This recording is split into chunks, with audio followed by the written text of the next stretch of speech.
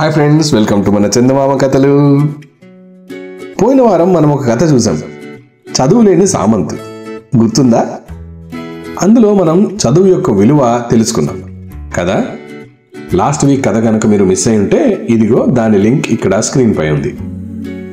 ఈ వారం కథ పేరు పండితుడి విలువ. ఈ కథ 1992 జూలైలో ప్రచురితమైంది. మరి ఇంత గొప్ప పండితుడు ఎవరు? అతని విలువ అందరికీ ఎలా తెలిసింది చూద్దామా? మరి ఇవన్నీ చూసే ముందు ఒక లైక్, షేర్, కామెంట్ అండ్ మన చందమామ కథలకు తప్పకుండా సబ్స్క్రైబ్ చేయండి. అనగనగనగనగనగనగా చందనపుర గ్రామంలో కుశలుడు అనే మహాపండితుడు ఉండేవాడు. ఆ గ్రామంలో శ్రమజీవులు, వ్యాపారస్తులు అందరూ ఎక్కువగా ఉండడం వల్ల అతని పాండిత్యాన్ని ఎవరూ గుర్తించలేకపోయారు. అందువల్ల కుశలుడికి కొన్నాళ్లకు రోజు గడవడమే కష్టంగా మారిపోయింది. మరి ఏ పని చేయలేని కుశలుడు ధన సహాయం కోసం రాజుగారిని కలుసుకుందామని రాజధాని చేరుకున్నాడు. ఎంత ప్రయత్నించినా కుశలుడికి రాజు దర్శనం మాత్రం కాలేదు. అదే సమయంలో ఆయనకు అదృష్టవశాత్తు చతురుడు తటస్థపడ్డాడు. చతురుడు కూడా చందనపుర గ్రామ వాస్తవ్యుడే. వాడు కుశలుడు చిన్ననాటి స్నేహితులు. కష్టపడి పని చేయలేక వర్తకం చేయడం చాతగాక వాడు 10 ఏళ్ల క్రితమే గ్రామం విడిచి రాజధానికి చేరాడు. వాడికి నలుగురిని మంచి చేసుకోవడం వెన్నతో పెట్టిన విద్య. ఆ విధంగా వాడు రాజు కొలువులో ఉద్యోగం సంపాదించడమే గాక క్రమంగా రాజుకు కూడా చాలా దగ్గర వాడైపోయాడు. వాడు కుశలుడి విషయం తెలుసుకొని, ఒరే, నేను నీకు రాజదర్శనం కలిగిస్తాను, కానీ ఆయన్ను మెప్పించడం మాత్రం నీ బాధ్యతే అన్నాడు. కుశలుడు సరేనన్నాడు. మర్నాడే కుశలుడికి రాజదర్శనం అయింది. రాజు కుశలుడి పాండిత్యానికి చాలా ఆశ్చర్యపడ్డాడు. తనను ఆస్థానంలోనే ఉండిపోమన్నాడు. అయితే అందుకు కుశలుడు రాజుగారితో, మహారాజా, నాకు చందనపురం విడిచి రావాలని లేదు. తమరు ధన సహాయం చేస్తే అక్కడే కొంత పొలం కొనుక్కొని వ్యవసాయం చేసుకుని జీవిస్తాను అన్నాడు. పాతకాలంలో పండితులను రాజులే చూసుకునేవారు. ఎందుకంటే ఒక పండితుడి విలువ రాజుకే తెలుసు కాబట్టి. మరి ఈ రాజుకు పండితుడి విలువ తెలుస్తుందో లేదో చూద్దామా? రాజు కుశలుడికి 50,000 వరహాలిచ్చి గొప్పగా సత్కరించాడు. అతను వెళ్లే ముందు, నా వద్ద రాజనీతిపై పురాతన గ్రంథం ఒకటి ఉంది. చాణక్యుడి అర్థశాస్త్రంలో కూడా లేని విశేషాలు ఎన్నో అందులో ఉన్నాయని చెప్తుంటారు. అయితే అందులోని భాష మాత్రం చాలా నర్మగర్భంగా ఉంది. ఆస్థాన పండితులు ఎవ్వరూ సరైన వ్యాఖ్యానం చేయలేకపోతున్నారు. పండితులే గాక సామాన్య ప్రజలకు కూడా అర్థమయ్యే విధంగా ఆ గ్రంథాన్ని ఏడాదిలోగా తమరు వ్యాఖ్యానం చేసి ఇవ్వాలి. అప్పుడు తమరికి మరొక 50,000 ఇచ్చి సత్కరిస్తాను అన్నాడు రాజు.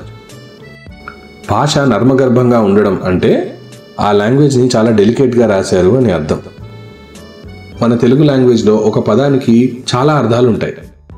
ఉదాహరణకు, కొమ్మ అంటే మనకు చెట్టు కొమ్మ మాత్రమే తెలుసు, కానీ ఆడపిల్లను కూడా కొమ్మ అంటారని తెలుసా మీకు? అదే మన తెలుగులోని గొప్పతనం. ఇదే విధంగా చాలా వాక్యాలు తెలుగులో మల్టిపుల్ మీనింగ్స్తో ఉంటాయి. కాబట్టి వాటిని సరిగ్గా చదవకపోతే అర్థం వేరే విధంగా వస్తుంది.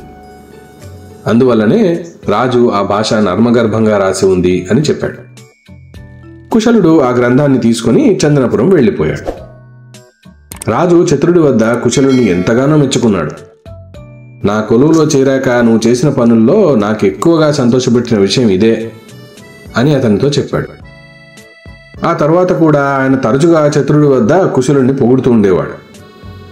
చతురుడికి మాత్రం ఇది చాలా ఇబ్బందిగా తోచింది. కుశలుడు అంటే రాజు ఇంతగా ఇష్టపడగలడని అతను అనుకోలేదు. 10 ఏళ్లుగా రాజు దగ్గర కొలువు చేస్తున్నా కూడా అతనికి రాని గుర్తింపు ఒక్క రోజులో కుశలుడికి వచ్చేసింది. రోజులు సుఖంగా గడిచిపోతున్నాయనే తప్ప చతురుడి వద్ద ఎక్కువ ధనం నిలవలేదు. కానీ కుశలుడు ఒక్క పూటలో 50,000 వరహాలు సంపాదించాడు. దాంతో కుశలుడంటే చతురుడికి అసూయ బయలుదేరింది.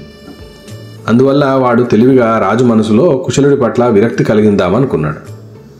ప్రభు, నేను కుశలుడిని తమకెప్పుడో పరిచయం చేసేవాడిని, కానీ చిన్నతనం నుండి వాడు బాగా అహంకారి. రాజు దర్శనానికి రమ్మంటే నేను రాను పొమ్మనేవాడు. ఇప్పుడు ఏదో పూట గడవక మీ వద్దకు వచ్చాడు, గాని కాస్త కడుపు నిండితే మళ్ళీ తమ దర్శనానికి కూడా రాడు అని చెప్పాడు రాజుతో. రాజు ఆ మాటలు విన్న తర్వాత చతురుడు ఎలాంటి వాడనేది అతనికి అర్థమైపోయింది. కాబట్టి మళ్ళీ అతని వద్ద కుశలుడి ప్రస్తావన తీసుకురాలేదు. ఈ విధంగా 6 మాసాలు గడిచిపోయాయి. ఒకరోజు రాజు చతురుడితో, నేనిచ్చిన గ్రంథం కుశలుడు ఎలా వ్యాఖ్యానిస్తున్నాడో తెలుసుకోవాలని ఉంది. ఒకసారి ఆయనకు కబురు పంపించి రప్పించగలవా అన్నాడు. ఇదే మంచి అదను అనుకున్నాడు చతురుడు. వాడు కుశలుడికి ఏ కబురు పంపించలేదు. 2 రోజుల తర్వాత అతను రాజు వద్దకు వచ్చి, ప్రభు, ఇప్పట్లో అతను మిమ్మల్ని కలవలేడట. అతను ఏదో ముఖ్యమైన పనిలో తలమునకలై ఉన్నాడని చెప్పాడు అని రాజుకు అబద్ధం చెప్పాడు.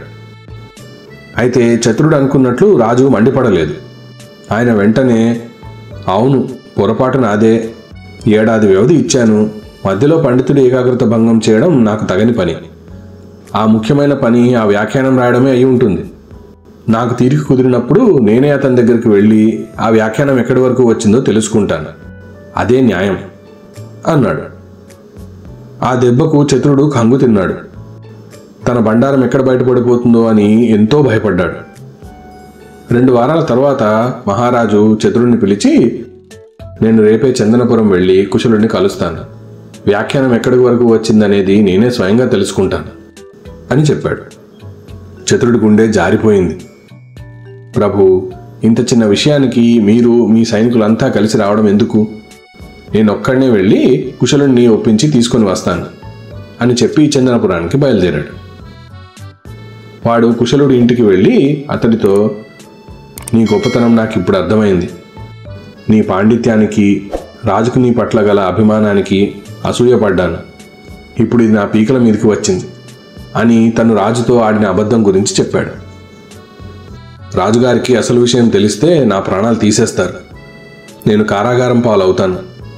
నువ్వే నన్ను కాపాడాలి అన్నాడు. కుశలుడు కాస్త ఆలోచించి, నేను కాపాడాలంటే ఒకటే మార్గం. ఇప్పుడు కూడా నేను రాజు దర్శనానికి రానన్నానని రాజుతో చెప్పు. ఆ విధంగా నీ మాట నిజమవుతుంది. రాజు నన్ను ఏం చేస్తాడో చూద్దాం అన్నాడు కుశలుడు. చతురుడు తన మిత్రుడి విశాల హృదయాన్ని అర్థం చేసుకున్నాడు. మరొకసారి తన తప్పును మన్నించమని వేడుకొని తిరుగు ప్రయాణమయ్యాడు. అయితే చతురుడిపై నమ్మకం లేని రాజు తానే స్వయంగా బయలుదేరి ఆ ఊరికి పటాలంతో సహా వస్తున్నాడు. గ్రామ పొలిమేరల్లోనే చతురుడు రాజుగారిని కలుసుకున్నాడు. వాడు రాజుతో, ప్రభు, కుశలుడికి రాజధాని వచ్చేందుకు తీరుబాటు లేదట. ఆ సంగతి తమకు చెప్పమని చెప్పాడు. అది చెప్దామని నేను వస్తున్నాను అన్నాడు. రాజు చిరునవ్వు నవ్వి, నీ మిత్రుడు అహంకారి కాదు. నేను అప్పచెప్పిన పనిని ఎంతో శ్రద్ధగా చేస్తున్నాడు. అందుకే కబురు చేస్తే మధ్యలో రానన్నాడు. నీవు వెళ్ళి పిలిచినా రానంటాడని నాకు ముందే తెలుసు.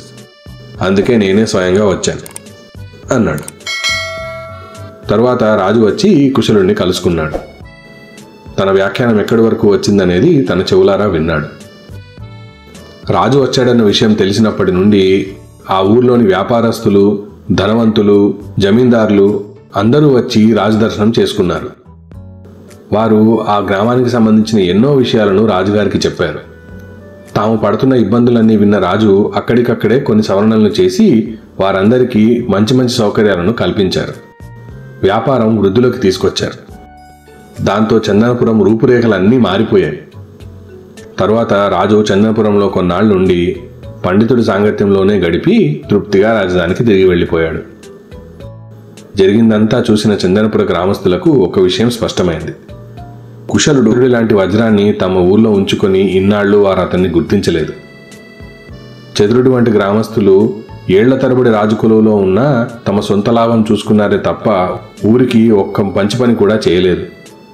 కానీ కుశలుడి వంటి పండితుడు ఉండడం వల్ల గ్రామానికి కీర్తి ప్రతిష్టలు మాత్రమే కాక గ్రామం కూడా బాగుపడింది. ఇది అర్థం కాగానే గ్రామస్తులు కుశలుడిని గౌరవించడమే కాక అప్పటి నుంచి కళలను ఆదరించడం కూడా అలవరుచుకున్నారు. దాంతో చందనపురం కళలకు నిలయమైంది. ఎంతోమంది పండితులను, కళాకారులను ఆ ఊరు ఆకట్టుకుంది.